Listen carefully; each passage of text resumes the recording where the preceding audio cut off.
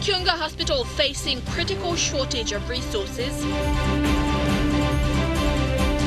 New Housing Minister sets inquiry for National Housing Corporation.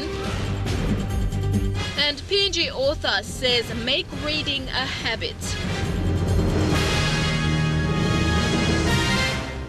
This is National EMTV News with Helen Sayer. Good evening and welcome to Friday's news. Thank you for joining us. We begin our bulletin looking at the declining health services in the country. The critical shortage of resources is a major concern for the delivery of efficient health care to a growing population. Like many other hospitals around the country, Kiunga Hospital in Western Province is one of them facing many challenges. However, in their effort to deliver, the staff are not only employing innovative ways to overcome their challenges, they are also contributing to the overall health service in the country. In this MTV News special report, Sarah Aupong looks at the special people who work at Kiunga District Hospital. Thomas Teppend has been working in Western Province for over 40 years. A good number of those years are here at Kiunga District Hospital. In 2015, he was recognized for his contribution to the health sector with a Queen's Award.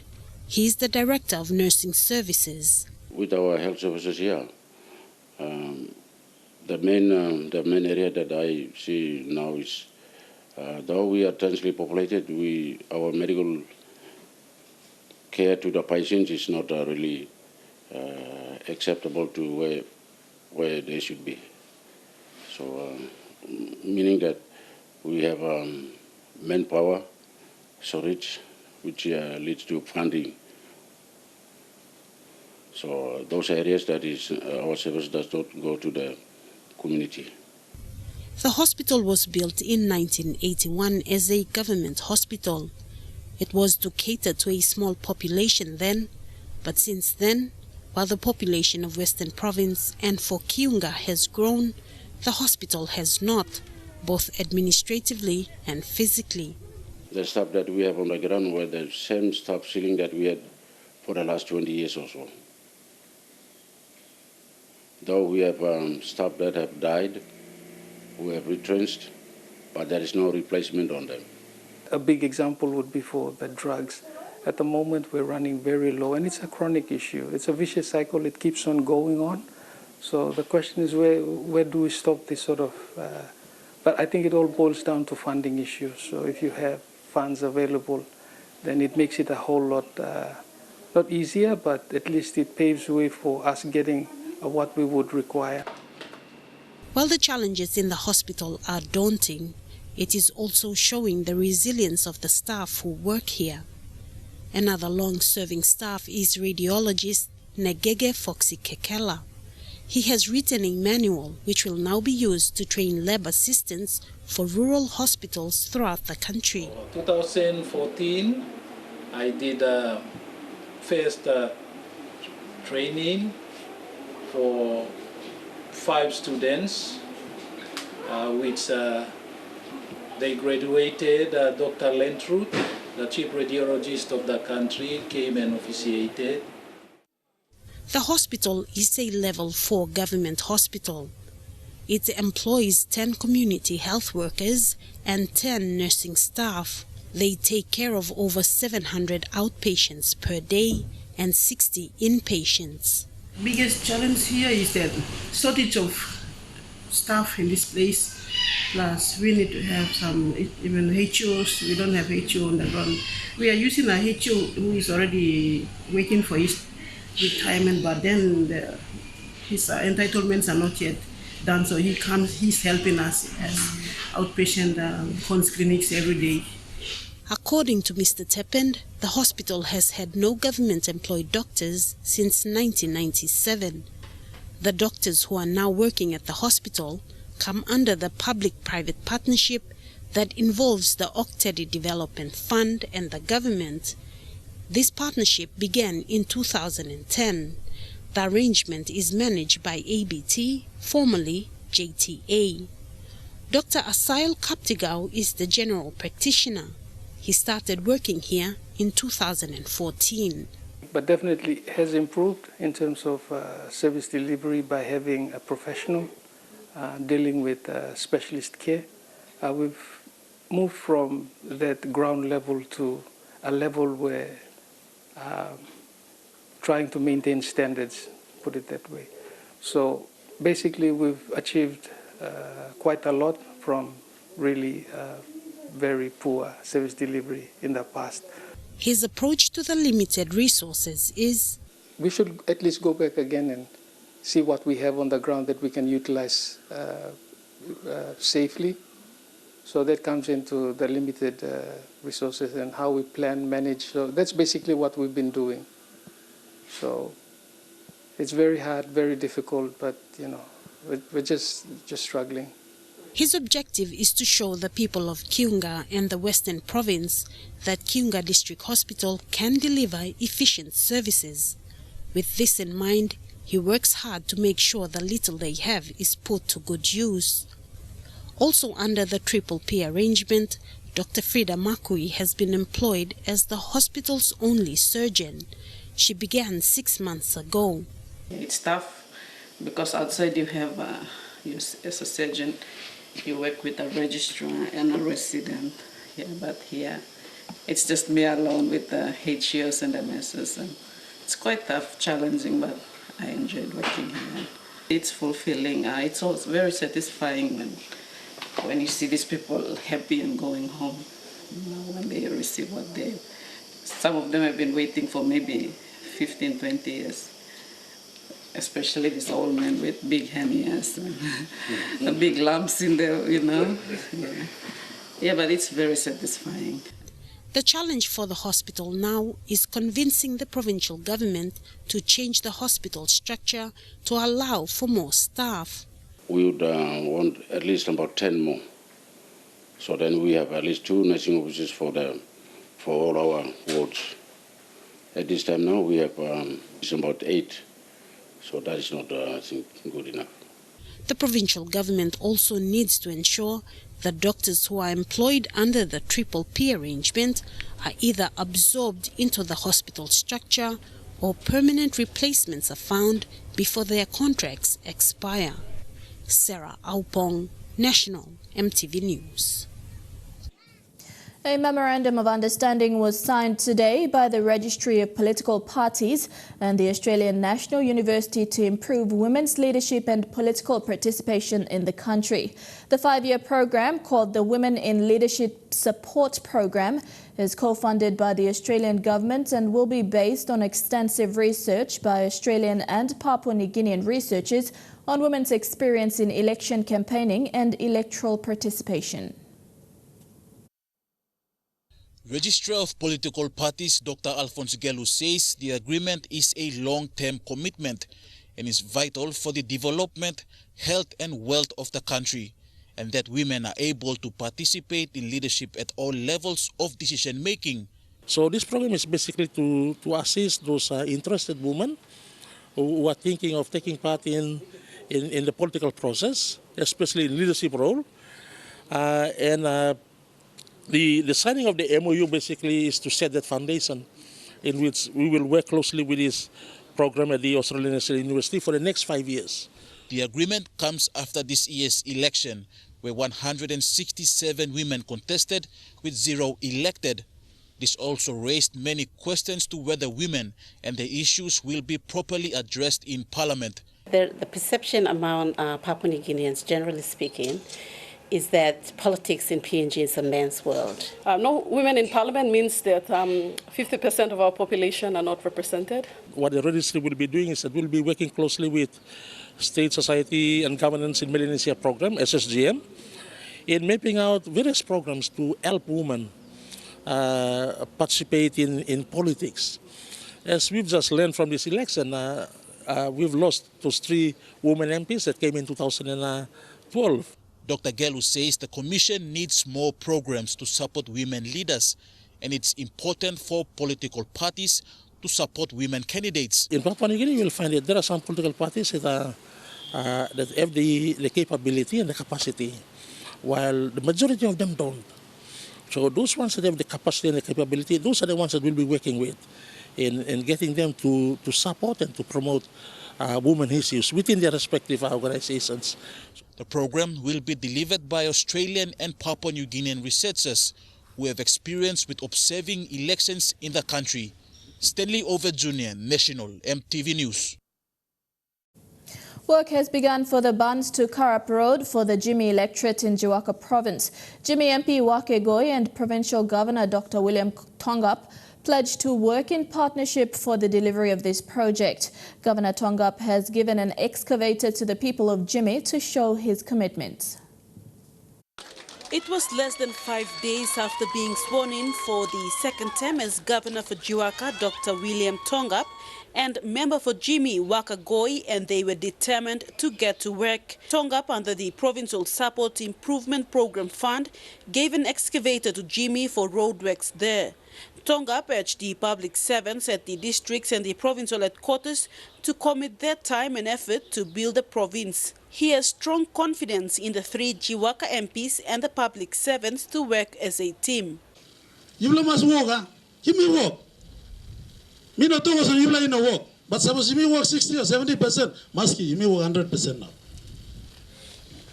The province blame you learn money in come help him. All Simbu in come help him. All Western Islands in come help him. All Angel 11 in come down to. And we must work him long in here.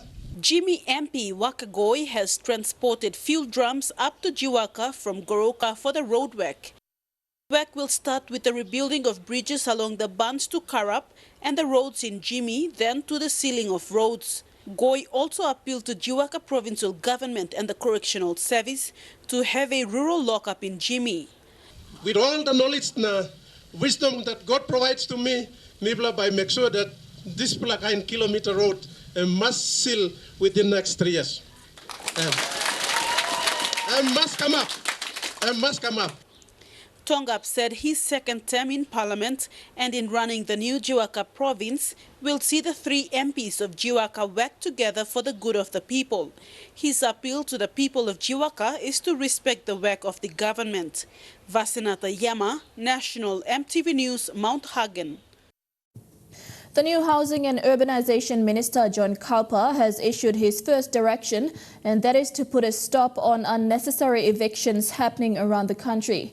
Minister Kaupa says he will also set up an inquiry into the National Housing Corporation to stop the illegal sale of houses. Wednesday, after being sworn in as Minister responsible for Housing and Urbanization, John Kaupa has issued his first direction to stop unnecessary evictions. The new minister has termed this as inhuman. Unnecessary eviction for the interest of other people. No. People and tenants have been living in the houses for more than 20, 30 years. And the exercise of eviction is inhuman. We are all human, we are all taxpayers. And unnecessary eviction for interest of other people must be stopped. And I've seen it from outside, so now as a minister responsible, I give directions so that there should be no more eviction for people who live in National Housing Corporation. The National Housing Corporation has over years been plagued by allegations of illegally selling houses. As minister responsible, he will set up an inquiry for investigation to keep the National Housing Corporation in order. Inventory check on all the assets throughout the country, and everything must be in order before I took the office. But my first step is to go and set up an inquiry for investigation and also give direction for unnecessary evictions. And there's more to come, but to start off with. Minister Kaupa, although new to politics, is already confident his decisions are a pathway of stopping the corrupt, crippling public offices in the country. Fabian Hakelitz, National EMTV News. The burning down of a property in Wabeg town and the death of a Bangladeshi man this week have raised concerns in the community on the importance of having government services such as a fire department. Enga Provincial Police Commander George Kaka said parts of the building, including the deceased, should have been saved if there was such a service. The Criminal Investigation Division is currently investigating the cause of the fire. A A man from Dhaka, Bangladesh was trapped in a burning building in Wabek town yesterday morning. Eyewitnesses said the fire started in the kitchen when the Bangladeshi man tried to light the gas stove in the morning. Fire then spread to the other parts of the building, which houses some mini finance companies and shops. Enga PPC George Kakas expressed his sympathies to the families of the deceased men and said there was no fire department in Wabek town to put the fire out. Eyewitnesses had the man trapped in the fire and crying out for help, but it was difficult for the man to rescue him. PPC Kakas also said that Wabek town has recently seen an increase in the constructing of big buildings. However, insurance companies do not want to take the risk of insuring properties in Enga. Kakas said the main reason were tribal fights in the province, which resulted in having no fire service, no proper building boards and continuous power outages. He is calling on the fire service and Enga provincial government to look into these issues so the people can have confidence to invest. Meanwhile, the CID team in Wabek are searching for the remains of the Bangladeshi man who was trapped in the fire, while the other 4 managed to escape.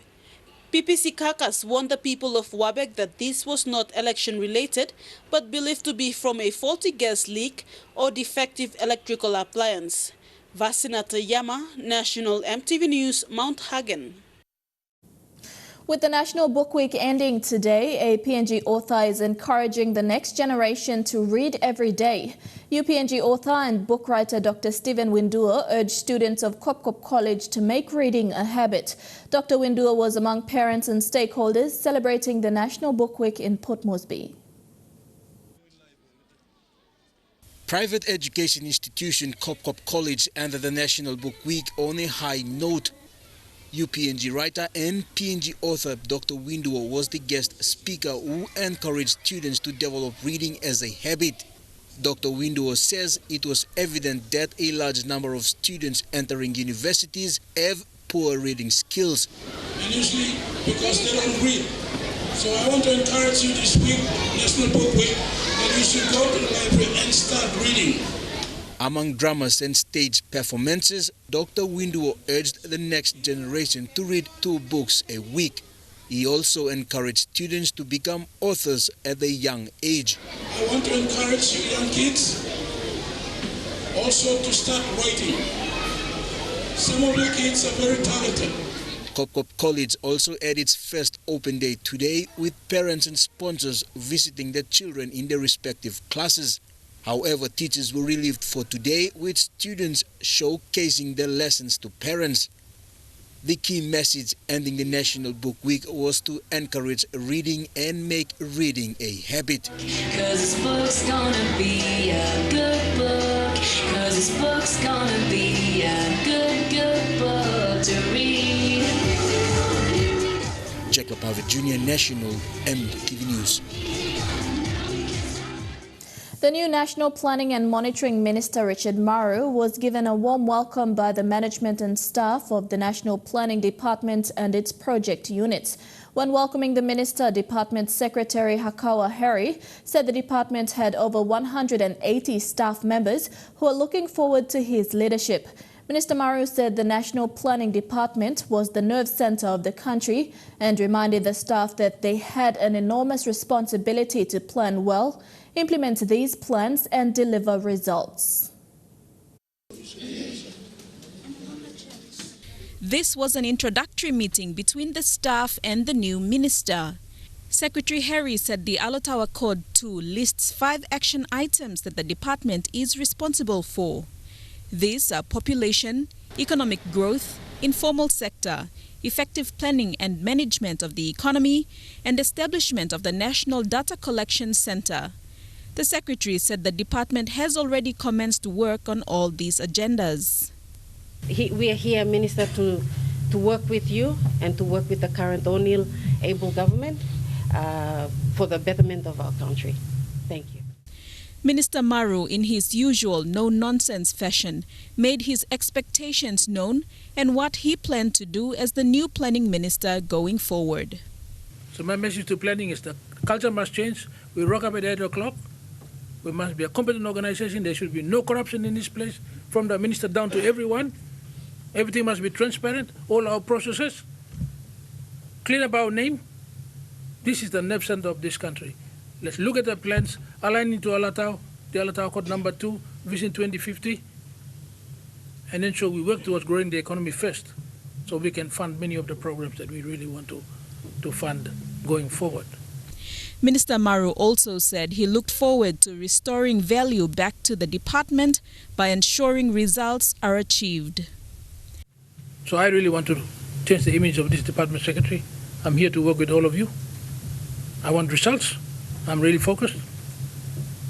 And I want this department to be responsible for a new medium-term development plan that will do first and foremost to help to grow the economy.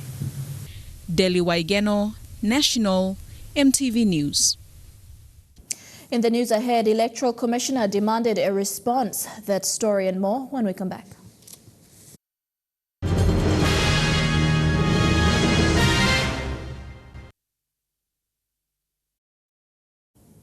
Welcome back. Frustrated supporters, scrutineers and counting officials of the Southern Highlands regional seat for the second time held a peaceful protest in Mount Hagen today, demanding the Electoral Commissioner Patilias Gamato to give a favorable response on the counting. They say if they do not receive any response at the close of business today on the delay of counting, they will return to Mendi. The supporters, scrutineers and counting officials have been in Mount Hagen since Sunday when the 131 ballot boxes for Southern Highlands regional seat were transported to Mount Hagen police station. Today they protested, saying they are running out of money to pay for the food and lodging.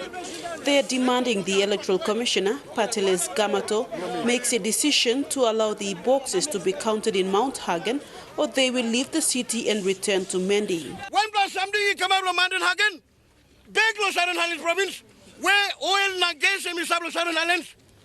One black chaos come out of province, one black chaos come out of Mount Hagen. All the problem come up along. This one box up here. Mibla putting maswa, stop the all gonna be in. Come you Gamato. Southern Highlands Regional is one of 2 seats yet to be declared. Counting has been on hold for 7 days due to election-related deaths in Mendi, Southern Highlands. The ballot boxes are still in Mount Hagen and a counting venue is yet to be selected. The Western Highlands Election Steering Committee Chairman Stanley Mipe disagreed for the counting to be held in Mount Hagen, stating that there was no proper arrangements made prior to the transporting of the ballot boxes. However, these supporters, scrutineers and counting officials are still wandering around the city, demanding the counting to be held in Mount Hagen. Governor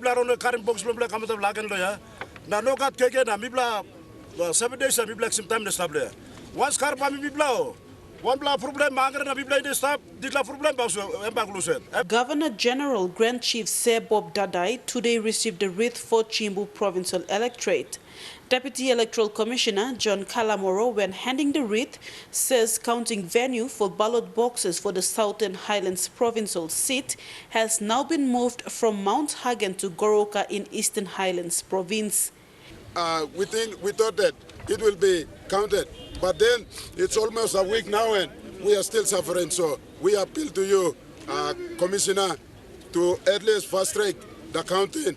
A similar protest was staged on Tuesday, preventing the transporting of ballot boxes to Goroka for counting. The supporters say they cannot allow the boxes to be transferred to other provinces apart from Mount Hagen. Vasinata Yama, National, EMTV News, Mount Hagen. Samarimura MP E.C. Henry Leonard has signed official instruments joining the PNG National Party. As a first-time MP, he believes PNG National Party will provide him the guidance and mentorship to serve his people and debate national issues on the floor of Parliament. He said this in Port Moresby, witnessed by PNG National Party leader Kiunga Hospital and party executives. PNG National Party General Secretary Dick Wama outlined the official instruments defining the declaration of MP Leonard to the party. This follows consultations with the Registry of Political Parties. These documents have been filled, signed by the Honourable Member, myself, and signed by the Commissioner of Oath. and they have been lodged at the registry office. PNG National Party fielded 56 candidates in this year's national elections and came home with 3 declared MPs. However, 2 decided to join the government coalition. The move by the Samurai Murwa MP brings the number to 2. And today my decision to join the party is because I see in our leader, Honorable Kiunga Hospital, a very intelligent, dynamic, and a very strong leader who is very principled in his approach. PNG National Party has been out of the political arena for the last 15 years and was revived before the writs were issued. Leader Kiunga Hospital says it's not the numbers game but quality leadership.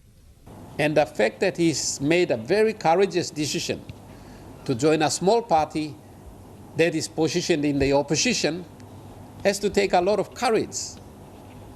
And I believe that that is born through by a lot of wisdom and also born through by an acute awareness of the problems that we now have in Papua New Guinea. A similar occasion was witnessed recently with the 2 Western Province MPs who went into the elections under separate parties in the government coalition, teaming up with Belden Nama's PNG party. Jack Lapava Jr. National EMTV News. Madang Governor Peter Yama says his move to join the government is because the constitution allows the party with the highest numbers to form the government. Yama says therefore, since he was declared at the 11th hour and was the last to go to parliament, the government had already been formed and they had the numbers. His decision is for the betterment for Madang province to receive the kind of support it needs. Mr. Yama today held a public gathering at the PLP Oval in Madang town to acknowledge the people for electing him as their governor. He also took the opportunity to explain to his people why it chose to be with the government and not the opposition. Yama's explanation comes after numerous complaints raised by the people of Madang over his decision to join the government. Me joining government and belong one blah, big blah has big blah reason no God. And it's simple. Law blood is country talk also money got no number and must form him government. PNC Prime Minister only let me got number. So Governor General invited him to form him government. So me no got option. Me come last minute, 11th hour, long 8 o'clock long night, only declare me lo Madang, also Governor lo Madang. And time all form him government, all his staff. Number is not finished. So you lucky me by the opposition. Law it was in government, he got number, money got number for him government. So Prime Minister is not finished. Long upside. He said he couldn't join the opposition and let his province suffer, adding that most senior statesmen like Sir Julius Chen are on the government side. However, his move to the government will not stop him from speaking up against what he thinks is wrong and not in the best interest of the people. Opposition, Governor Governor of Morobe, yes, the middle star one them people, but staff opposition. Jensen San. Governor of Long West Civic, Nubla man. Sundown and Nubla man. Now, by me go Sunan Lab, now by me kissing one and something is lab.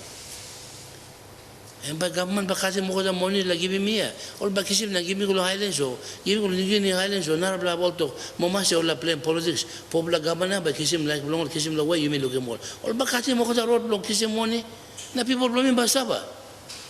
All potos blow Madang Bowser walking. Huh? Or the road blown Bogia Bowser walking. 9 black bridge blow Rikos Bowser walking. Heavy road blown, was no bony road, and highway blow Mibla Lole, Meding, Usaba walking. Meanwhile, a swearing-in ceremony for the governor-elect this morning at 10 a.m. was postponed to next Tuesday. Acting Assembly Clerk Rachel Baltin, when asked to comment why the swearing-in was postponed, referred us to the Provincial Administrator Daniel Aloy. Matha Luis, National EMTV News, Madang. Parliamentary leaders for the National Capital District have pledged to work together to improve the image of Port Moresby as Papua New Guinea's capital city. While they have their electoral duties and different political affiliations, today they joined hands to put Port Moresby as their priority, and that is to build the capital city to new heights.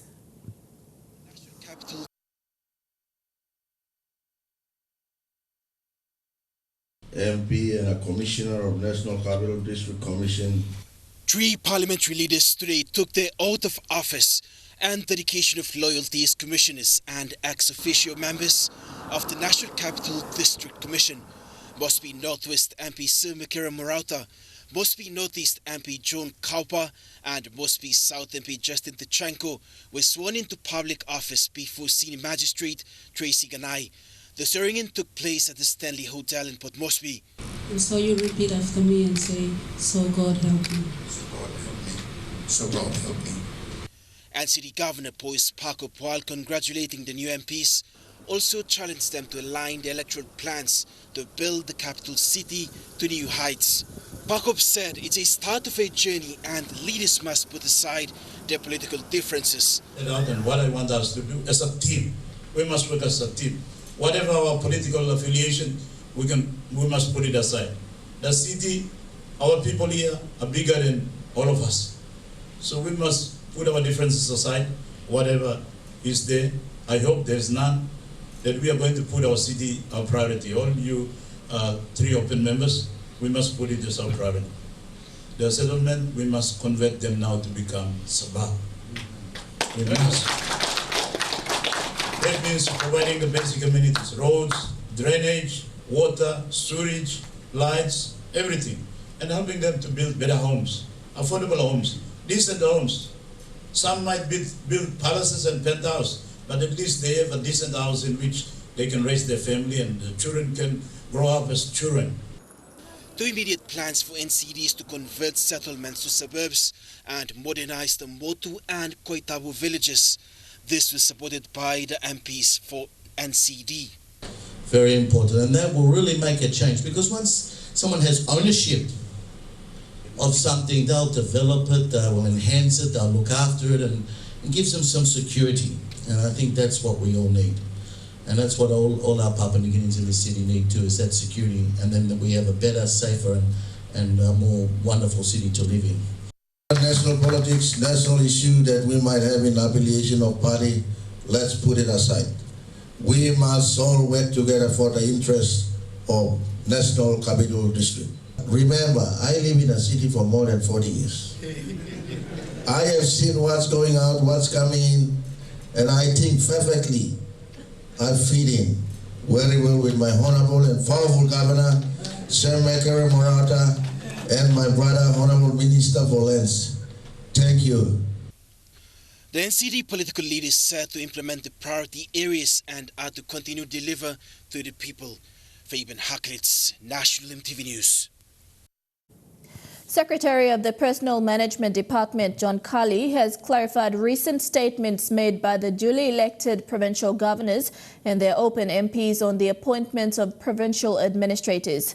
Mr. Kali maintains the power of these appointments rests with the Ministerial Executive Appointment Committee, which advises the National Executive Council on the appointment and removal of agency heads governed by the Constitution. Recent public statements by elected members of Parliament on the appointment of permanent provincial administrators as the immediate plans in office have been accounted for by the Personnel Management Department. However, Secretary Kali clarified the new MPs nor the governors have the sole power to do that under the Public Service Management Act 2014 and the Public Services Regulations.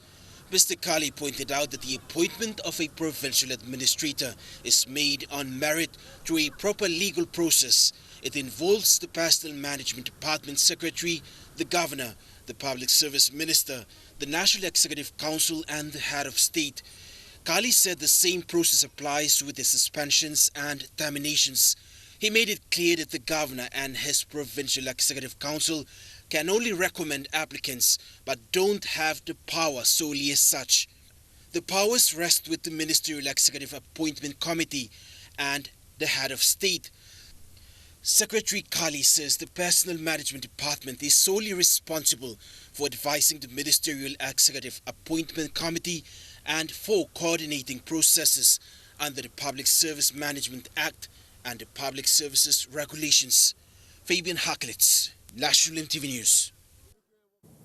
And now looking at our finance news, the kina closed unchanged at $0.3145 US in the interbank markets. At Bank South Pacific, your kina was buying $0.307 US, $0.3867 Australian dollars, $0.2573 euro and 33.16 Japanese yen. Looking at commodity prices at New York close, gold is trading higher while coffee, cocoa and copra closed the day lower. Palm oil closed higher, crude oil is trading higher while copper closed the day lower. And on the stock market, the Dow Jones closed at 204.69 points lower, the ASX closed at 76.13 points lower, and the All Ordinaries closed at 75.28 points lower.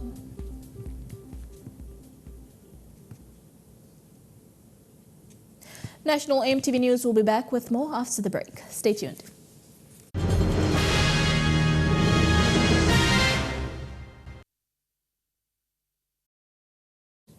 Welcome back to the news. For many businesses in Papua New Guinea, access to a skilled workforce remains a challenge. To resolve this issue, many companies are now taking it upon themselves to train their workforce, particularly in specialized fields. One such company is Puma Energy PNG. This week, Puma began their partnership with the National Apprenticeship Trade Testing Board to begin training for process operators at their Napa Napa refinery. For Puma Energy, its Napa Napa refinery remains the heartbeat of its operations in Papua New Guinea.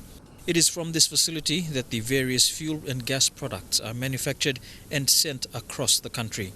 To maintain operations at Napa Napa, it is essential that workers at this facility are accredited with the necessary skill sets.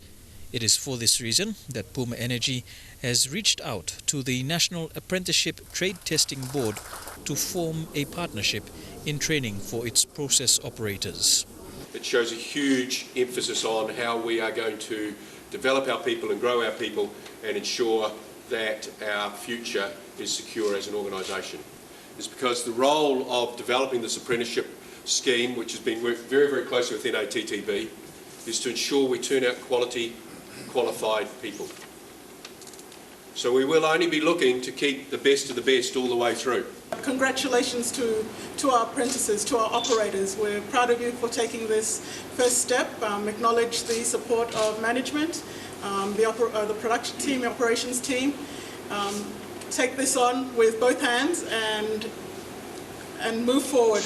The first batch of 43 process operators signed their indenture contracts this week, signalling a start of a 4-year program.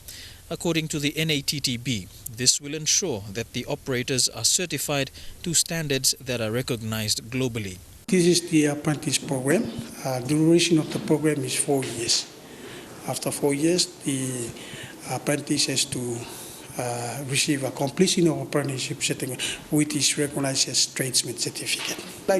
It's an opportunity for them because the certificate that we are giving, it's not only nationally recognized, it's globally recognized. So this will be an opportunity for them to get employment jobs in other countries as well. According to Puma, this is one way of upskilling its workforce to meet the demands that an operation like the Napa Napa refinery facility would need in the years ahead. Mayor Batulo, National EMTV News. Airline operator PNG Air will be flying into Cairns, Australia to begin their chartered air services for Newcrest Mining. PNG Air is pleased to provide all travel needs, including international flights to Cairns for Newcrest Mining. The air services will commence on August 14, next Monday.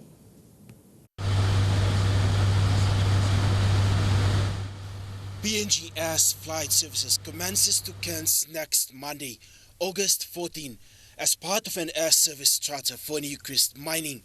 It will begin with 3 weekly services between Lihir Island in New Ireland and Cairns, Australia, using the new ATR 72-600 aircraft. Chief Executive Officer Morales Siva has welcomed this great news for the company and said the long-standing relationship with Newcrest Mining over years on the domestic route has now extended to the international route as well. In a statement, Siva said they are happy to provide all air travel needs, including international flights to Cairns for Newcrest Mining.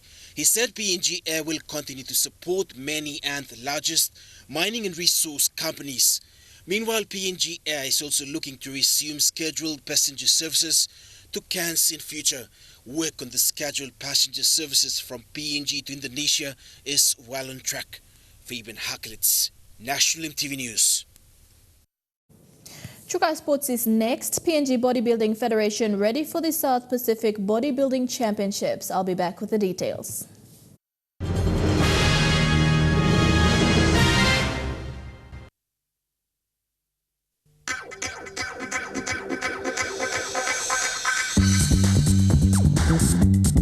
Chukai Sports.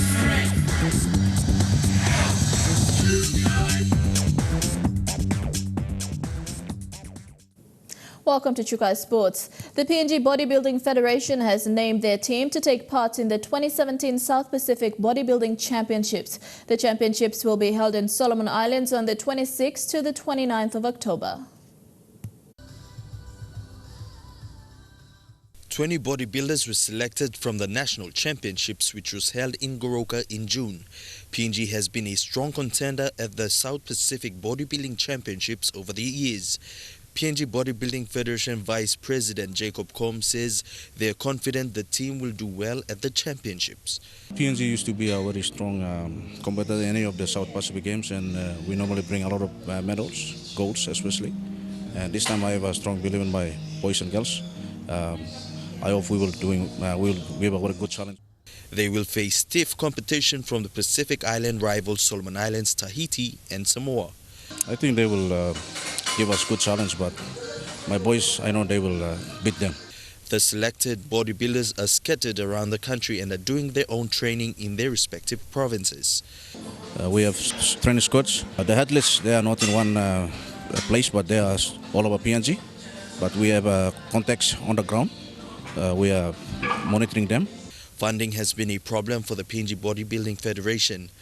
COM appealed to business houses and other interested corporate bodies to help. Elijah Levet, National EMTV Sports. To NRL, the first match of round 23 saw the Bulldogs go down to the Rabbitohs 28 points to 14. This is the Bulldogs' 10th loss from their past 12 matches. The Rabbitohs may have also seen the last of captain Sam Burgess this season after he picked up a rib injury in the second half and failed to return. In other NRL news, Broncos forward and Kiwis captain Adam Blay is set to leave the club at the end of the season. The Broncos forward was granted permission last week by coach Wayne Bennett to pursue potential deals with other clubs. The Warriors are battling the Newcastle Knights for his signature. Chukai Sports continues when we come back. Stay with us.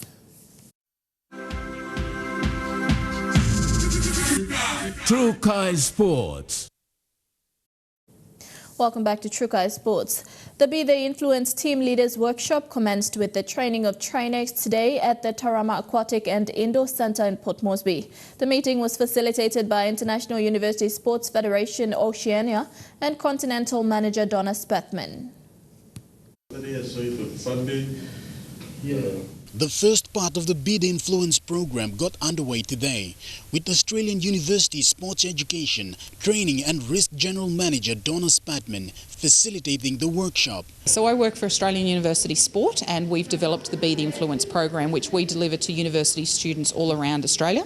But we have also been here in Papua New Guinea a number of times, working with university students to run this particular program and engage university students because they are our future leaders. Spathman said the main objective of the workshop was to get participants to understand their personal branding and leadership role in their respective fields. So the objective of the program is to get people thinking a little bit more about personal brand and understanding how they portray themselves and how that portrayal of them makes them successful in their community and in their work and university and school environment. While conducting the Be the Influence program, participants were also taken through a range of activities, including how to train and facilitate meetings involving tertiary students. We're taking them through the Be the Influence program as a participant, but also then educating them on how they can present components of the course to the students that arrive tomorrow. So they'll be put into teams, and each team will present a portion of the Be the Influence program to the group tomorrow. However, Spatman's emphasis was on understanding the leadership skills and personal branding. And everything that we do as a person reflects on our personal brand. And there's a saying that people don't buy what you do, they buy why you do it. So they don't buy what you do, so they don't know whether or not I'm a good person at X or Y, but they buy why I do it. If I'm enthusiastic and I'm passionate and I'm an honest person, then, you know, they're really good qualities that we're looking for in leaders. Shane Saroya, National EMTV Sports. And that ends True Kai Sports. The weather details when we come back. True Kai Sports.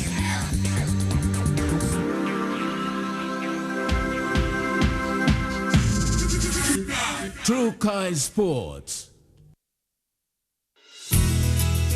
The weather details are proudly brought to you by Dulux Weather Shield. Worth doing with Dulux.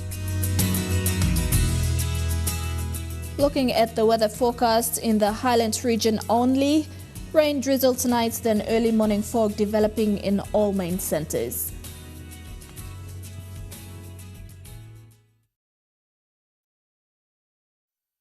The weather details are proudly brought to you by Dulux Weather Shield. Worth doing with Dulux. And that's been National EMTV News this Friday, 11th of August 2017. From the entire news team, pleasant viewing, have a safe weekend. Good night.